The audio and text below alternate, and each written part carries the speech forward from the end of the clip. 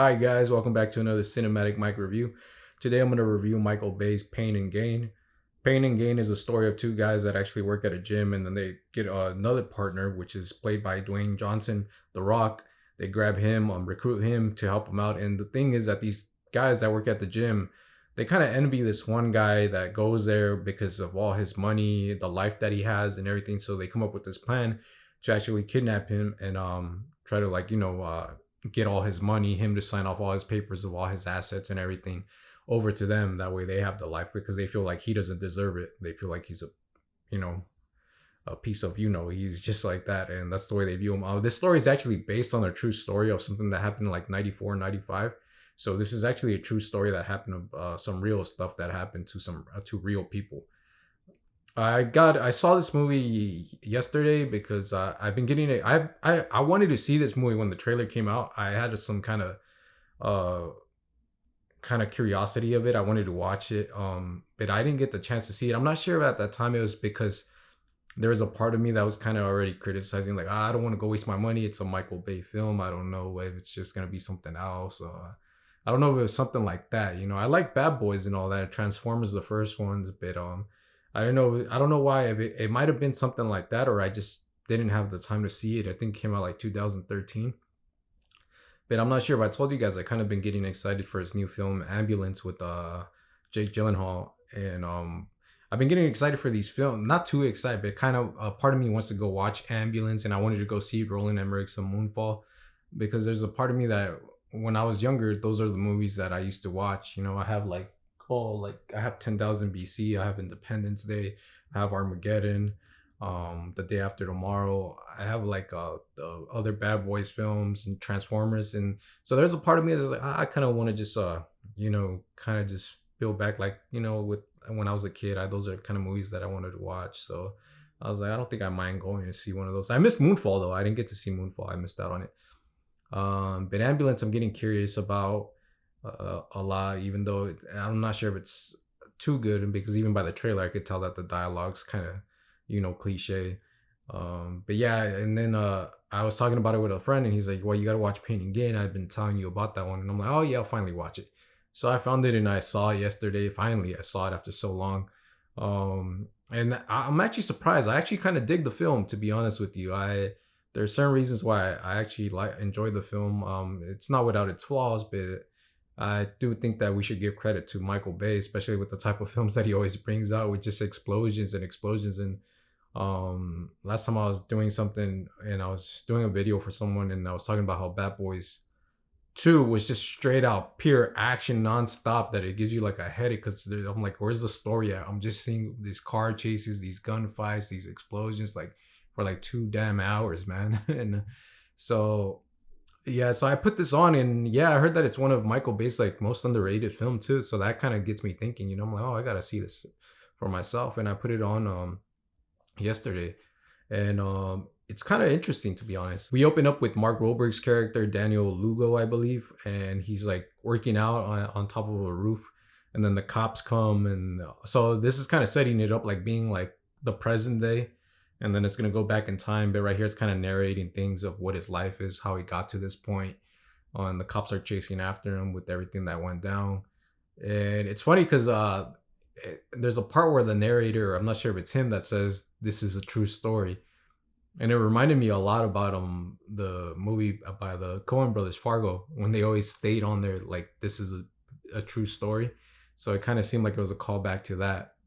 As I said, the story does have its flaws. The movie has its flaws. I do feel like some things are kind of rushing way too much at the beginning to tell this story about what's going on or these characters. It just seems like it's going way too fast, and we're not letting the characters or the story or the world actually breathe. And I feel like way too much is given to me, like too much, like not in a good way. Sometimes it's good to give you all this information, but this thing's like just way like out of place. It's hard for me to put it in one word. I'm trying to figure out the right word for it, but I can't. But I hope some of you understand what I'm saying, because it is true that's how I felt with it, where I was like, man, is this guy just gonna keep on saying this movie's just about them saying this and that and all this stuff? So I'm like, okay, so that's the part where it does kind of feel like a little bit bad. But I think the actors are good in it. Mark Wahlberg as Daniel Lugo, Anthony Mackie as Adrian Dorbell, I think.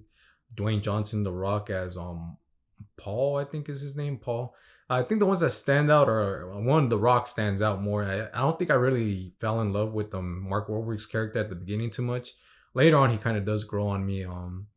And then Anthony's, it was already kind of interesting too. He's kind of funny too when he's just talking about how he wants to, like, at the beginning when he's just like talking about gains and weights and all that, and curious about Paul's habits and all that. So it is interesting. Those characters are pretty funny. The actors that play them do well. I think they did fine with them.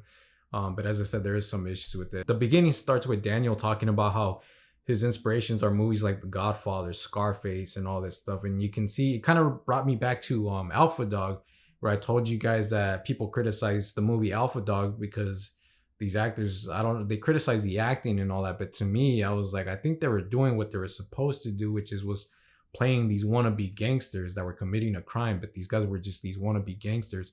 So this kind of brought back that memory of Alpha Dog when Daniel was talking about, I look up to The Godfather, I look up to Scarface, and all that stuff. I think I remember one of the reviews to Alpha Dog was, it's these guys are trying to, these guys that are acting in this film are like thinking it's kind of their own Scarface movie. But I'm like, I think that was kind of the point for that film. For me, it was, for me, that's my opinion on it.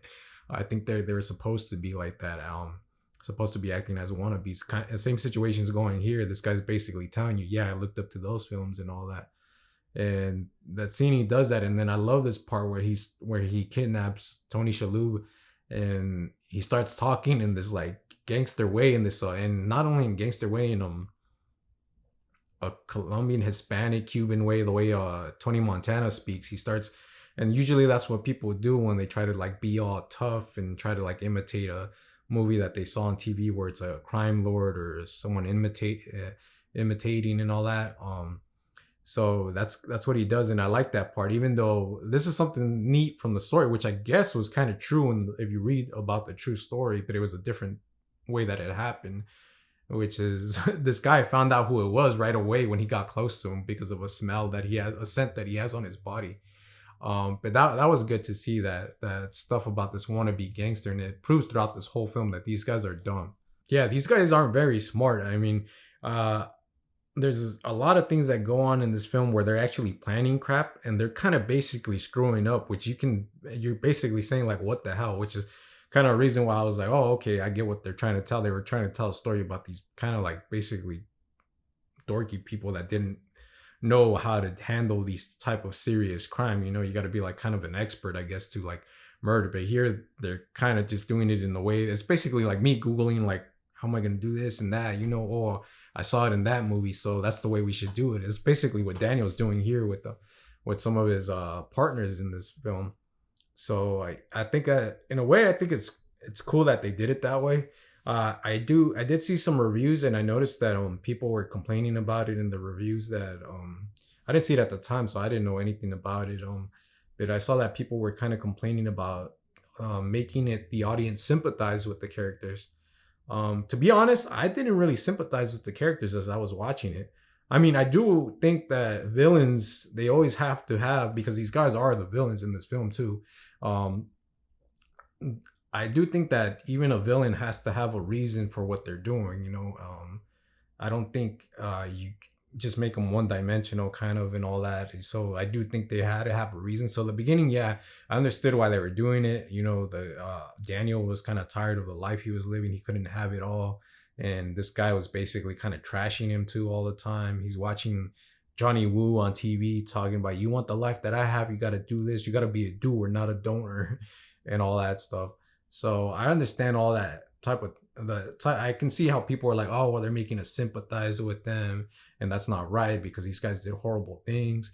So I saw that, but when I saw the movie as it went on, I didn't really sympathize with them. I really freaking got mad at at a lot of scenes actually when they start doing the crimes and like hurting the other people. I did get upset. Like not like I'm not gonna turn this movie off. I don't want to watch it, but I'm like, I was cussing and everything. I was just like, dude, like seriously, like that's messed up.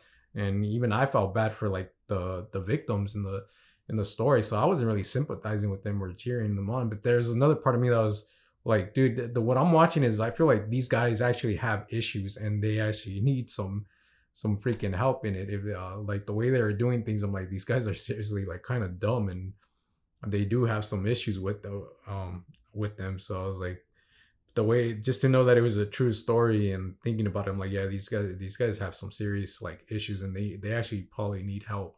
So that's the way I saw the film. I was kind of upset throughout as I was seeing it. I understand the take on it. I'm okay with real life kind of stories. Kind of, it gets kind of upsetting when it doesn't follow it exactly how it went down. But I do like sometimes when people grab a story and they kind of just put a spin on it for Hollywood. It has to be like for entertainment and all that to kind of grab the attention of it. Sometimes it's like someone said in one of the movies that I like, they asked the real person, he's like, you know why they didn't give you the real movie? Because the real story is because it's boring. Hollywood doesn't want to give you the real because the truth is kind of boring. So they are gonna have to spin it around, and I kind of saw what they kind of saw in this, kind of just taking probably the headline of this, because I think it was on an article, so I could see them just pulling that out of and just making it into putting their spin on it, taking that headline and all that about pain and gain, and these guys that were at a gym and ended up kidnapping and murdering these people, and these guys didn't even know what the hell they were doing because they ended up returning stuff that was used as the murder over there. Ended up thinking that something wasn't going to harm that person so bad, and they ended up actually murdering them. So yeah, I'm okay with that fictionalized stuff, and I can understand some people like complaining about like we're sympathizing with them, but like I said, I didn't sympathize with them at all. As I said, some of that stuff where they're giving too much information or it's just rushing way too much, that's the part that I didn't really like. And some of the parts that I did like was the stupidness, comedic parts of it. Some of the characters were kind of funny. Some of the decisions that they did were kind of funny and stupid. But then on the other part, it was kind of maddening. So I kind of like it when movies kind of do that. It was kind of upsetting when I saw like, because yeah, you're following it throughout, but right when the torture started, that's where I started cussing. I'm like, and I can tell that I wasn't really like, damn, that's messed up. But yeah, the thing there's that the whole I guess story or dialogue and all that too much. But the other thing that I hated about it is way too much of like the sexual content that just seemed like it was just there just to be there. Like there is like too many like strip clubs, too many women like that were like kind of the way they were dressed and all that, or portrayed, I guess, and all in the film. I'm okay with some, but I just felt like it was way too much, and I don't like when a movie just throws too much like on it. It kind of threw me off because then we end up at a warehouse where I think there's like all these sex toys and all that, and I'm like, wait, how much more are we gonna go? And then even when they burn the thing, there's a burned the car. I think they have a burned dildo, and I'm like, oh, this is just way too much like sexual content type of stuff. And I'm like, I'm not into too much of that being in a film. I get, unless it's a really big part of the story, I'm probably okay with it. Like if it's a movie about a porno or something like that, it's all right. But here I was just like, oh, you're kind of throwing me off in that direction. But overall, I thought it was entertaining. I thought it was an interesting film, and I think they got what they deserved at the end. But yeah, I like the end where Ed Harris, which was a good part too of the film, is Ed Harris was in this. I didn't even know he was in it. He's a great actor, and it's always nice to see him. And he was in here and plays one of the investigators that helped Tony Shalhoub's character. And I like the part at the end when they finally catch him on there in the court, and he says this one thing. He's like, they found them guilty for this and that, but the one thing they didn't found them guilty for is for what they were most guilty of, being freaking stupid. And that's what I love, because these guys are freaking stupid. And that's a line that I loved in the film. But to be honest, I'm actually, like I said, I think Michael Bay deserves the credit for what he did here. It's cool. I was interested in Ambulance because on the Wikipedia it said that, oh, this is going to be different than the typical Michael Bay film. It's going to be a character or a story. It's not going to be his typical action. But then when I saw the trailers, as I've been seeing, it's an action movie. It looks like it's a pure action thing again. But this one, there's no like explosions. There are action in here, but there's not like a explosions, bomb here, bomb there, and all that. It's actually a story, and he actually took it on. And I'm actually glad that he did that, because he's so known for like so many movies: Transformers explosions, Armageddon explosions, Pearl Harbor explosions, all this stuff. All of the movies that he basically makes are just always like explosions and explosions. That's what he's known for. And we have like memes of Michael Bay with something exploding. Even me and my friend when we do something, we just reference Michael Bay with an explosion or something. But here it's just a story. I recommended it to my friend. I was like, "Hey, dude, you gotta watch this." He's like, "Oh, really?" I'm like, and I'm like, "No, but it's not the ones. It's not the ones that we know." I'm like, this guy actually went and took on a story and actually did it." So I thought he should have the credit for it. That it's not as perfect, but I had a good time actually watching it. I did enjoy it watching it. And as I said, I think he should get the credit for making a movie like Pain and Gain. And I hope he does in the future. He actually tries to do that. It's always interesting when a director approaches it something different, in a different way. I remember when I just posted a video that I did in my directing class where I kind of took some inspiration from Good Time. And my professor, she got surprised when I presented it to her because she's like, she knew that wasn't my style. She's like, Mike, she's like, and I thought it was something bad, but she's like, no, this is good. This is good. It's good for you to do things like this, she's like, cause I know your style. She's like, but you're exploring right here. And it was around the time I saw Good Time. So I was like, oh, I kind of want to do something like that. So I think it's good for people to actually take on something that they haven't done or something that's different from what they're used to doing. I think it's a challenge for them, and so I hope he does more like these type of films that are more storytelling, more character telling, and all that. So I do plan on seeing Ambulance, and I hope it's good. I do see that it's kind of all explosions, but at least just a little bit of fun. I kind of know what I'm getting into when I watch it. Just the way if I would have watched Moonfall, I knew what I was getting into. If you guys haven't seen Pain and Gain, if you guys have nothing to do, it's not like a definitely recommend. But if you want to see kind of something different from Michael Bay, I do recommend this film because we're all used to seeing his typical action explosion movies. So I would suggest seeing this film Pain and Gain from 2013. I do plan on trying to find it and buying it on Blu-ray. And as I said, I did enjoy it. So yeah, that's just my quick review on Michael Bay's Pain and Gain. If you guys enjoyed my video, please hit that like button and subscribe. And as always, thank you for watching.